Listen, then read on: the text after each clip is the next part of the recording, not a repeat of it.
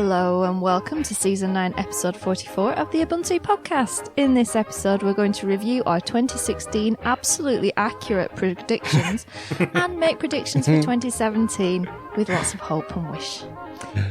We'll also have some command line love and we'll go over your feedback. I'm Laura and joining me this week are Alan. Hello, welcome back. And thank you. Martin. Hello again. Hello. And Mark. Hello. Hello. So, Alan, what have you been up to? I don't have enough ThinkPads, so I bought another one. I'm now up to 5 ThinkPads. The latest one that I've bought is the oldest one that I now own. It's a ThinkPad 755C, and it is like a gigantic breeze block of a laptop. It's wow, huge. that What I've just seen a vintage is picture of that? it. It's 4. You can get them in 2 models: 486DX2, and I think they did a DX4 model, maybe. Yes, according to this page, they did. Good. So I've memorized that page well. The interesting 4 thing megabytes of memory. Wow. No, this one's got more. It's got 4 meg on board, but it's got an 8 meg card inside. So it's got. It's interesting because it was one of the ones where you can pull 2 levers towards yourself and tip the keyboard up, and you just get straight into the laptop, no screws needed, and pull out the hard drive, the battery, and the floppy drive. And underneath the floppy drive is an 8 megabyte memory card to bring you up to more memory. You say laptop. Yes. If you actually have this on your lap, I imagine your legs would go to sleep pretty quick. Well, yes. I haven't actually used it yet because the one thing I lack, it came without a charger, and it's unlike any other ThinkPad. It has a very weird charger connector. It's like a hexagonal shaped port with 4 pins in it. Now, it is possible to get those chargers, but they're getting rarer and rarer.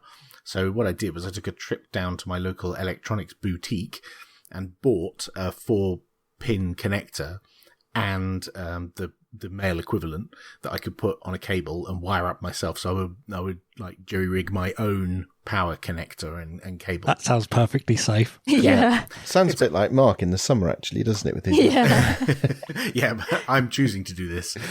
now, the question is, why are you going back to an era of the mid-1990s for a laptop? For a bit of lols, and because I wanted a machine that I could play some old games on, and doing it in DOSBox is not quite the same as You doing it want on real DOS. hardware. You want that real authentic MS-DOS experience. Yeah, I kind of quite enjoyed those times of editing my config.sys and Simpler loading days. things in high memory and tweak. When I were a lad, all this were punch cards. And Exactly. and are you going to be using MS-DOS or FreeDOS? That depends, because I don't know how. I've not actually tried how compatible FreeDOS is. Pretty good. Okay, so I might use that, but I might just use MS-DOS because I know it will work. And wait and see. It's all a new adventure. Hurrah! Interesting, or an old adventure, actually. Well, yes. Yeah. But at some point, we should arrange for you to come into work and you can come visit the museum because there are a lot of vintage ThinkPads there. Oh, don't, because I'll go in and steal one of the House chairs. No, I won't. Don't edit that out. I won't. Yes, that would be lovely, Laura. Thank you. Yes. You have to come down and we can get you a visitor pass and show you around. Martin, what have you been up to? I've been working on 2 Raspberry Pi projects. The first one is I've installed Nextcloud on Ubuntu Core, powered by a Raspberry Pi 3, to set up a Nextcloud server, in air quotes, at home, all tucked in a Nextcloud box, and that's now being used for file sync and calendars and contacts and what have you for Louise and I. But a bit like Alan, I've been doing a bit of a retro thing. So another Raspberry Pi project I've been working on is using RetroPie, which is a distribution specifically set up with emulators and such. And I've created myself a SNES classic, a DIY SNES classic. So I've got the RetroPie running on the Pi 3, and then Alan gave me a tip about some controllers he'd been using. And the company is 8BitDo, and I found a different set of controllers by the same people, and they're called NES 30 Pro controllers, and they work over wireless. but they've got all of the same button and analog stick mappings that match the Retro Pi exactly, so you can fully map them. And I've got 2 of those, and they're all set up over Bluetooth, so you can do 2-player games all wirelessly. And I went the extra mile and got myself a SNES 3D printed case for the Raspberry Pi from Etsy. And I've also implemented the CRT scanline shaders to complete the retro look on the screen. That and I tell you, case looks amazing. It's really good. It's the American. It's the the American Famicom. And it's also bigger than the Pi, so it means that when the Pi's in it and it's got controllers connected, it's big enough that it doesn't get flipped around and moved about by the controller cables and stuff when they're charging. Yeah, Got a photo of the whole gubbins you've done. I haven't yet, but I'll try and get one. It's all packed away at the moment because the plan is I'm taking this to the family for Christmas, and we're all going to play old-fashioned games for Christmas. Oh my gosh, I'm totally going to do that as well. Excellent. Let's get on with the show.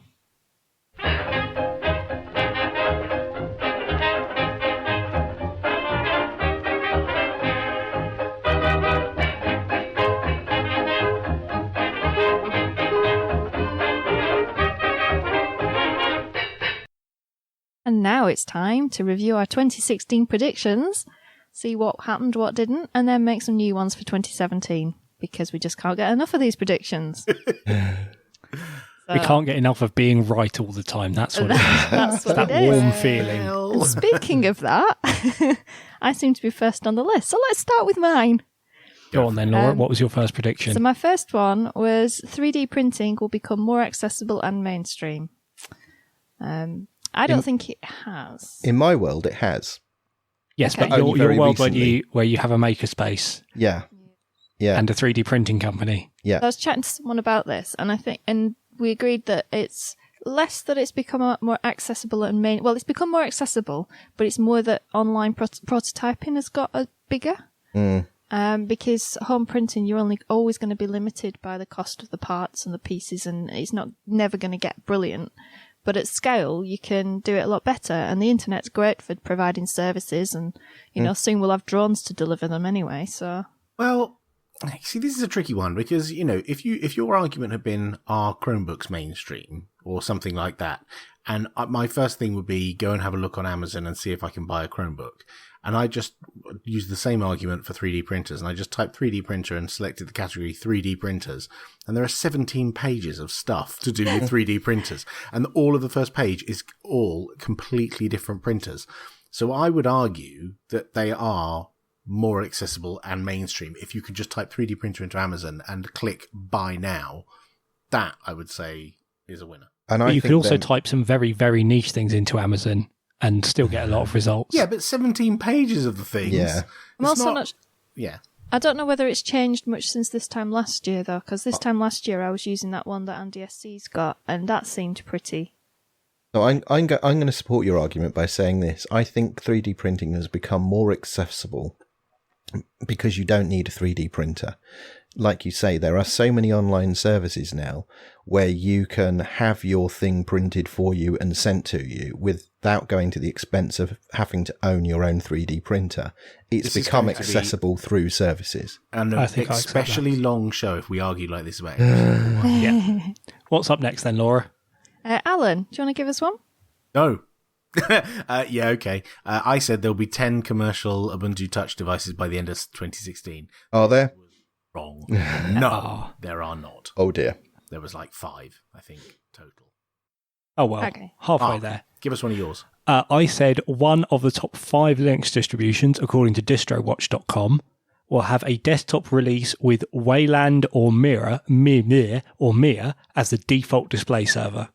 I also suggested that it probably wouldn't be well received due to missing features and or poor driver support. So, at the time I made this prediction, the top 5 distros on DistroWatch were Mint, no. Debian, no. Ubuntu, no. OpenSUSE, no. And Fedora. And Fedora 25 did ship with Wayland. Yay. So I'm going to give myself half a point for that because I don't know whether it was well received or not. I think actually it has been pretty well received, yeah, by and large. Okay, so I get half because something did ship with Wayland, but I lose the other half because it wasn't bad. Okay, Martin. Mine was Vulkan will be finalised and released. Linux drivers will be released for Intel IGPs as open source, NVIDIA via proprietary drivers, and AMD via proprietary drivers. SteamOS will include Vulkan support, non-equivalent hardware. Linux will outperform Windows 10. Android will announce support, but Vulkan will not. But Vulkan will not be announced for iOS. That's a lot of predictions in one I know, prediction. it was like I called it the accumulator prediction. The long story is Intel, NVIDIA and AMD and Android all have Vulkan support now. There was some benchmarks conducted earlier in the year that showed that the Linux implementation was faster than Windows. Yeah, that one too. And SteamOS has Vulkan support, and iOS didn't announce official support, but a third party has. Oh. So, if I had a jingle for cha-ching, then yes, you've got Yay. that. So, Laura, what was your second one? IoT, Internet of Things, the infrastructure scaling and security would be going back to 70s computing. And this is a bit of a vague one, but it was basically that the stuff that matters in IoT now is the infrastructure which isn't designed for it. For example, getting two-way communications through home routers, which are designed to have one-way in general. And all lots of things. And this is all based on Matt Biddulph, as of Old Doppler, presentation at ThingWonk 2015. I think I was suggesting that it would get more obvious that these things were more important. I don't know whether that's a good... I think it's got more obvious these things are more important, but for the wrong reasons. Yeah. Yes. It's become obvious that these things are not secure and are communicating two ways in a home network when perhaps people didn't want them to be. Okay. Alan? So this is a tricky one because I said a large motor vehicle manufacturer will switch to using Ubuntu Snappy for the in-car system. Ooh. Now, given the lead time on creating the infrastructure for a new motor vehicle to hit the road and for it to actually hit the road is quite long, I would say come back to that one next year or the year after, and maybe this was true this year, as in it was in development. Yes, but it never it didn't publicly come out until the following year. So this is that's a rollover prediction. Yeah, I think it will be a rollover, but I'm willing to take a no for now, but come back and gloat when it's true in 2 years' time. Okay, Mark? I said the release of Ubuntu's first converged device will be accompanied by significant mainstream marketing and media coverage, i.e. not just tech news sites. I don't think I got a point on this one. Do we have a first converged device? Exactly. So no. Well, that could be... Well, yeah. I mean, yeah, right, no. It'd be great if it were converged into a card dashboard. Next up, I've got two sentences, and I'd only like you to listen to the first one. Virtual reality will continue to lack adoption. There will be no official VR headset products for PlayStation 4, Xbox One, or Steam. There's definitely one for Steam. Yeah, there's one for PS4 Steam as well. The PS4 is released. The Xbox One hasn't. That's expected next year. Right. But in terms of the lacking adoption, just very quickly, the PlayStation VR has sold 750,000 units. It was expected to do 2.6 million. The Vive has done 450,000 units. It was expected to do 2.1 million. The Rift has done 355,000 units and it was expected to do 3.6 million. So I've got, I think, half a point there. But his market research wasn't so good either. Multiple people's market research. Yeah, the hype machine is strong here, I think. Back to you, Laura. So my final one was related to the other one, to do with Internet of Things. Privacy issues will become more prominent in the development of Internet of Things products. Botnets. Right, you were definitely on the money there. So I think Poor that's security of IoT devices, routers, and denial of service on internet. Yes, absolutely. Yeah. Absolutely. Oh, definitely, positively. And the other thing is I added a link here because there's FBI new powers, which there was an article saying that personal computers can now be viewed as a crime scene when something like this happens. Wow. I've put a link in. Okay. Alan, what else did you say? My next one, I said Edward Snowden will leave Russia. Now, I think like your car prediction, that's going to be a rollover for next year. Right, but I said in 2016. Yeah. So, A few days left. Well, arguably, we don't know where he is. He might be in Russia. You're clutching at straws there, I think. Yeah, I am, but no. Maybe somewhere in Texas. I didn't get that one. I might as well throw my second one, my last one in there as well, which was that Julian Assange will leave the Ecuadorian embassy. It's getting close. Maybe it's getting close, but no, not this year. So, yeah, maybe both of those next year. Who knows? Mark? My last one, I said a big game publisher with its own digital distribution platform, i.e. not Steam. So someone like Blizzard or EA will release a Linux version of its client software. I don't think I can claim this one either. Oh well. But Steam is still going strong, which is good. Martin. I said there will be at least 10 consumer products not intended for makers and not manufactured by the Raspberry Pi Foundation launched for sale in 2016 that use a Raspberry Pi of any model at its heart. And I've made a list of devices and it's up to my co-presenter's discretion as to whether they all qualify or not. I've got a list of 15. I think, yeah. I think a lot of them count. Some are more makery than others, but a lot of them do seem to be more aimed at consumers. Things like the Pi Drive and the Nextcloud box, and we've been talking about the Nextdock and so on. So yeah, I think some of these definitely satisfy that. Overall, I think, what's our scores? Laura, 1.5. Me, 0. I got a half. Half. And Martin, 2.5. 3 million. 3 million. And we've got some predictions from the listeners last year, a few of which are worth pointing out. Quickly, really. Yeah, so the ones that are worth pointing out is Isaac Carter said a Raspberry Pi would be released with built-in Wi-Fi, and he was dead right. Yeah. And Sturmflirt said that SUSE would be sold once again, and we all laughed when we read that out, and he was he was right. So, predictions for 2017. Going first. You are. Alan. Oh, blimey.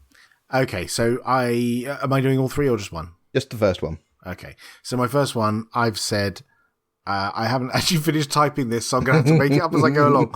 I said multiple devices from various tier 1 vendors will ship with Ubuntu Snappy by default. And what's a tier 1 vendor? Like your Dell's, HP's, Cisco, Intel, Cisco, like top line big names that everyone has heard of will ship with hardware devices that have Ubuntu Snappy as the default OS. And how many did you say? I didn't. I said multiple. Okay. More than one. Okay. Better get on it now then. Yeah. Giving myself a job to do next year. Mark. My first prediction is that there will be no new Ubuntu phone on sale in 2017. Ooh. Controversial. Yeah, this is just based on the fact that since the Meizu Pro 5, it all seems to have gone quiet over there. So I'm kind of, unfortunately, I'm not very optimistic that it's going to suddenly pick up again. That's a good one. That's a good prediction. I like that. Martin? Okay, my first one is that Ubuntu 17.10 will be able to run Mia using proprietary NVIDIA drivers, and Steam will work reliably via Xmia. This sounds like something which you might have insider info. No, I don't. I have no involvement in the Mia development whatsoever. Okay. And I've also said it will be possible to run Mia in VirtualBox. Oh, okay. Interesting. Okay. Can I do some that... Yes? Yeah, you can check them next year. Red Hat will buy Docker. That wouldn't surprise me. As 2 years ago, I predicted that VMware would buy Docker, and VMware didn't buy Docker. Someone's going to buy Docker. So this year, I'm going to say Red Hat will buy Docker. Interesting. Not Microsoft? Interesting. Okay. Well, someone will buy Docker. Someone at Red Hat recently told me that Docker were launched with the idea of being bought by Microsoft. And that didn't happen. But now Red Hat might. Yeah, Red Hat buying them instead is reasonable. Possibly Red Hat will buy Docker. Yeah. Yes. Yeah. So go on. Alan, next. GitHub will significantly downsize their 600 workforce to a much smaller number and may also do something controversial in order to raise funds. Ooh. Interesting. Yeah. Mark? My next prediction is an optimistic one. The UK government will lose a court case related to the Investigatory Powers Act. I was going to go with something like that. So no, what I mean is there will be a court case against someone will bring a case against the government over powers introduced by this act, probably over a human rights issue, I would expect. Okay. And they will lose. I'll allow it. Okay. Martin? Right, well, I'm going to put this one in as number 2 then. A high-profile individual or individuals will fall victim to one of the many privacy threats introduced as a result of the Investigatory Powers Bill. Intimate details of their online life will be exposed to the world, compiled from one or more databases storing internet connection records. The disclosure will probably have serious consequences for the individuals concerned, such as losing their job or being professionally discredited. That's a prediction, not incitement. Let's make that clear. So are you saying that this will be a breach of that data, or are you saying this will be the data being accessed through legitimate means? No, inappropriate use of access to that data. Okay. So it could be the ISP or the Welsh Ambulance Service or Yeah. Okay. I'll hit the news because it's high profile. Yep. Laura, what's next? So people will whinge some more about the term serverless computing instead of embracing it as a great computing experience, and I think that's because it's what the cloud computing was meant to be. Okay. I see that.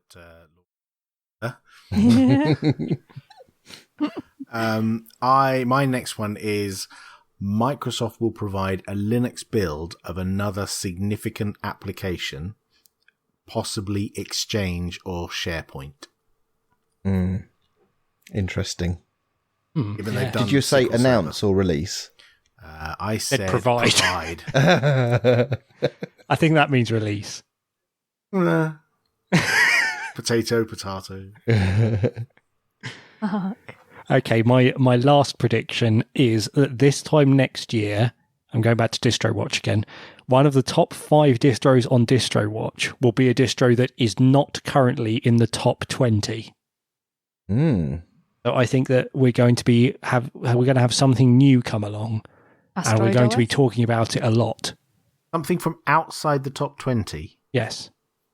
So I noticed that things like KDE Neon are just outside the top 20. Yeah. Tails is outside the top 20, and Android x86. There's some Where's interesting Solus? ones. I think Solus is in the top 20. Oh, okay. Yeah, something which is currently sort of, we might mention now and then, which is on the fringes, or something that we just never talk about at all, I think is going to jump on the fringes up there. like Ubuntu down at number 49. Yeah. Or Red Hat at 44. Anyway, Martin. Right, the hype surrounding VR will continue to build during 2017, but virtual reality will continue to lack adoption. Sales figures will be well below market projections. Hey, Laura, what's your next one? I will finish my PhD. I will finish my PhD. I had one last one because I actually had 4. I don't know if I can throw this in. I predict that Donald Trump will not last a year as president. Wow, really? That also is not incitement. Now, Laura, we've got some predictions from some of the listeners as well. Yeah. So this was for this year, for 2017. Anonymous John says, an independent review of System D will identify an NSA backdoor. Amicable Werzonki says, I predict Ubuntu 17.10 will be called Affable Axolotl. I like that Quite name. likely. Yeah. Ryan Murphy says, I predict Mycroft will get to the point where it's ready to ship with 1804 in 2017. At Poppy will have mixed feelings. Well, I'll have mixed feelings about it time travelling. Is that... Oh, yeah. To be fair, Maybe it meant will, 17. it will need to be ready for 1804 in 2017. It will That's need fair. to be, yeah. Okay. Oh, yeah. okay. Fair enough. Raymond says Solus to get into the top 10 on DistroWatch. Uh-huh. Dalton Durst says UB ports get the FP2 to daily driver service Guess that's status. Fairphone too, is it? That's That's right, Too, yeah. yeah. Ubuntu on the Fairphone too, yeah. Yelma Prince says Trump does something stupid. That's fitting in with Alan. Jay says, in the UK, someone will be arrested for something trivial, e.g. using a VPN or watching unusual content. The general public won't understand, care, or listen when their techie friends try to explain it, and the cycle of blissful ignorance will continue. That'll be very Yeah. probable. Yeah. Matthias Ritter says, at least one company releases at least one Ubuntu phone within the year 2017. Hope never dies. So that's A counter exact to yours. odds with me. Yeah. Only one Moritz. of us can win. Yeah. Moritz says, Ubuntu Mate with brisk menu will get a lot of positive press. I don't know what brisk menu is, but It's new. okay. Oh, well, it's going to be positive then. And the good news is we don't have time to let Martin talk about it. Oh, well. And finally, Andrew Hazen says at least one proprietary vendor will use snaps to allow use of their application or service on Ubuntu. Interesting. Thank you to everybody that sent them in. We couldn't go through them all because we're already Yeah. way over time and you're getting a bumper New Year show. And Hooray. should we We'll should we publish them in the all? show notes, yeah. Brilliant. Yeah. Yeah. So we could go back and laugh at them next year. Yeah. Yeah. Thanks. Alan.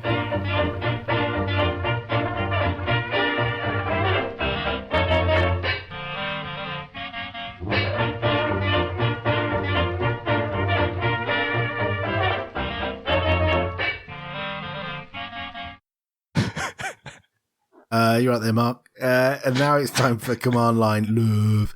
And this one is a command that I discovered only this week. And I needed it to be able to determine what files were being changed in a particular directory. So I knew some files in a directory were being changed somewhere. But I wasn't quite sure in the directory structure which files were being changed. And I wanted to monitor it while I ran another command because I knew the other command would touch those files. So the useful command I used here was inotify_wait. And if you run inotify_wait and give it a directory name, there's a couple of extra command line options, -mr I used for recursive. What that will do is monitor a directory and just sit there and say nothing once it's set up the monitoring. You then run whatever other command you want that you think touches something in that directory, and then inotify_wait will echo every file access that happens in that directory. So if anything tries to open a file in that directory or write to or read from or whatever, it will spit out a line for every file IO operation that happens. And I found that super useful. Martin's application, Pod Publish, because I wanted to know what files it was trying to read from and write to, and I used inotify_wait and pointed at a directory and then ran Pod Publish, and it told me what it was doing, which was Cool. We love getting your feedback, so please send it to us. Even the pointlessly mean stuff makes us laugh. If it's short, tweet us on @Ubuntu Podcast. If it's less short, but please no essays, email us on show@ubuntupodcast.org. If you'd like to discuss some of the things we talk about with other listeners, post on our shiny new subreddit at reddit.com/r/Ubuntu Podcast. Or you can just leave a comment on the relevant show notes on our website, ubuntupodcast.org. And now it's time for some of that wonderful feedback that Laura has just told us about. And first up this week, we need to address Armbindergate. Sean Anderson at Monica42 tweeted us. guessing by the promo image, seems the podcast has gone in quite a different direction since I listened years ago. Joe Shields at DirectHex tweeted us. Women in bondage gear seems like an odd choice of imagery for Ubuntu Podcast. Garlic Dog posted on our subreddit. Okay, which one of you posted that picture? Ian Forbes emailed us. I often listen to your website at work as I sit in my microscope in an open-planned office. At my microscope in my open-plan office, sorry. Imagine my joy when I navigated to your website and a perfectly rendered picture of two people in bondage gear popped up on my oversized monitor for all to see. I assume the next image will be GIMP, not the image editor next time. Shouldn't be laughing. Bull messagist on IRC. Are you chaps trying to get me fired? I'll have to remember not to visit your website while I'm at the office. Grumbles about bondage photos. And RF Layton emailed us. Enjoyed the podcast. Seems like years. The picture shows your true colours. Too bad. Thanks for the fish, limey morons. I have to wonder about that one. What are our true colours? Well, who knows? So, go on. What's the story? Well, we do apologise if that image caused you any embarrassment, awkwardness, or offended you. The image was chosen to try and represent the bondage that the UK population are now in as a result of the investigatory powers bill.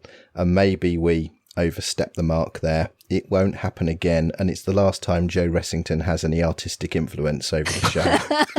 Also, the show was called Pine in the Neck, and they had a collar on, so we thought that was a funny pun. We don't give a lot of thought to these things. Yes. Fair, these pictures do get chosen at 11 o'clock at night when people are very hysterically tired. And we didn't really think the impact of that image through. Yeah, we didn't think, people are going to be looking at this at work. Yeah, we thought we did not. that. So sorry. Right, Anyway. on to the rest of the feedback.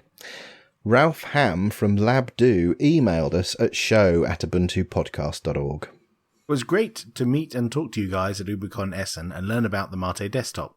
After our talk, LabDo started to test Mate, and it's great! Your team is doing a good job. By coincidence, the LabDo hub Irvine in California asked me to accept Mate into our project too.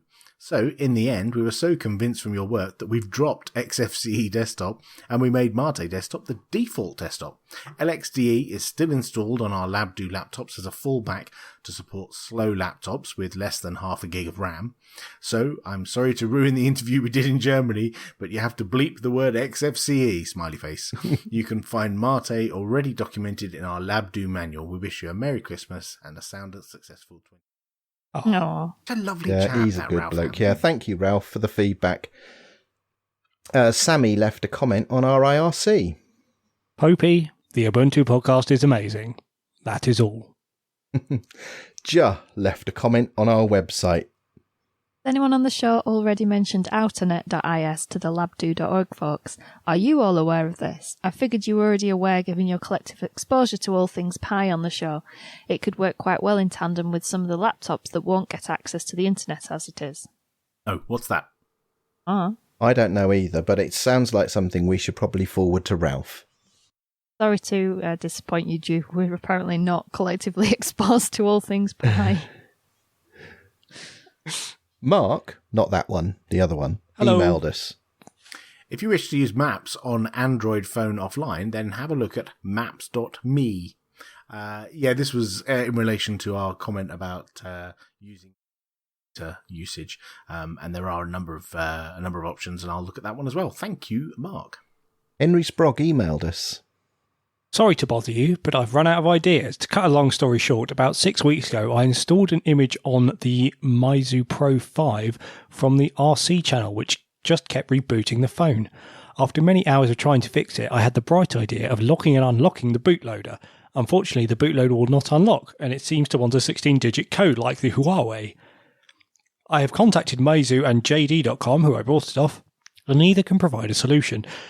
I've also Googled my little socks off, and now I can find no clue as to how to unlock the bootloader, and the only other one person on the XDA forum that has done the same. If you have no ideas, then please can you put the word out not to try and lock the bootloader. P.S. I was the one sitting next to Martin at Foss Talk Live when Stuart Langridge said during the mashup that I should be stuffed by Canonical for using the Ubuntu phone as my daily driver, which I really did. I think he meant that in a good way. Yes. Right. Daniel 66666 posted a comment on our website. I'm guessing that one of you made the comment, what kind of lunatic uses 7-zip? Yes. That was Right. Mark. So in response to that, he says, isn't P7-zip one of the only compression formats in Ubuntu that utilizes SMP? .exe still doesn't support it according to the man page. Actually, I believed I was asking who wouldn't use 7-zip. Alan asked what kind of lunatic uses 7-zip. Oh, sorry, Mark. I'm doing you a disservice. So in response to that, XZ 5.2 did add multi-threaded support, but it's only in the Ubuntu archive from 1704 onwards. But if you're interested in speeding up compression, there's PicZ, which is XZ compatible, and it is in the Ubuntu archive since 1404, and also of note are LBzip2, PBzip2, and PigZ. LBzip2 and PBzip2 use the same compression algorithm as PZip, and Pigs uses and is compatible with GZip. You send us an email if you understood anything Martin just said. Makes any sense whatsoever. Urko Massey left a comment on our website. I find PA Tool a lot better than A Tool and more up to date. And less confusing as well. Good. John emailed us. Your podcast is informative, humorous, and a weekly must. Thank you for your efforts. The project Ring looks very interesting. Could you do a review of Ring, including an explanation of how it works? Not just how to use it, also how it functions. You right there, Mark? I'm fine. It's Christmas. I'm just in high spirits.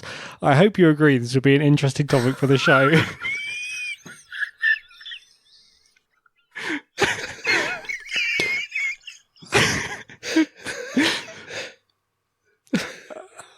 The distro that can't be named, 16041 Hardware Tuxedo Core NB. The Tuxedo Workshop will be changing in 2017 to provide an interface with more languages. At the moment, it's just in German. I actually have Ring installed on my laptop. I installed it a while ago when someone else recommended it. What is it? It's like Skype. Skype alternative, yeah. Oh, okay. But it's GNOME-based, and I've never actually used it because I don't know anyone else who uses it. It's the usual network effect, but it may well be that it can connect to other things. I don't know. It auto starts every time I start my laptop, and every time I start my laptop, I close Ring. It's the very first thing I do. So I'm not a very good Ring user. If anyone else uses Ring and would like to test it with me, get in touch. Using Ring. Yes. Steve Griffith emailed the show. How do I get seasons 1 through 7? You go to podcast.ubuntu-uk.org. Yeah, you I can can't do find that, but anything. you have to listen to them through the website one at a time because Martin broke the RSS feeds when he archived the old site. Whoops. Which I will fix soon. I did say earlier in this season I would fix, and I didn't get time. But as we're approaching the end of our season 9, I will have the time to look at that. So look for a tweet on @Ubuntu Podcast in the near future. There is actually a workaround to this. If you just want to grab the audio files, if you go to static.podcast.ubuntu-uk.org, you can just navigate down the directory tree and grab all the seasons. They're all there, all the MP3s and OGG files. Please don't just scrape the entire site because it will kill all of our bandwidth. But you can get them all from the static site, should you want to. And as it's the last show of the year, we should probably also mention that bandwidth is provided for us by our lovely sponsor, Bitfolk. It is. Thanks, Andy.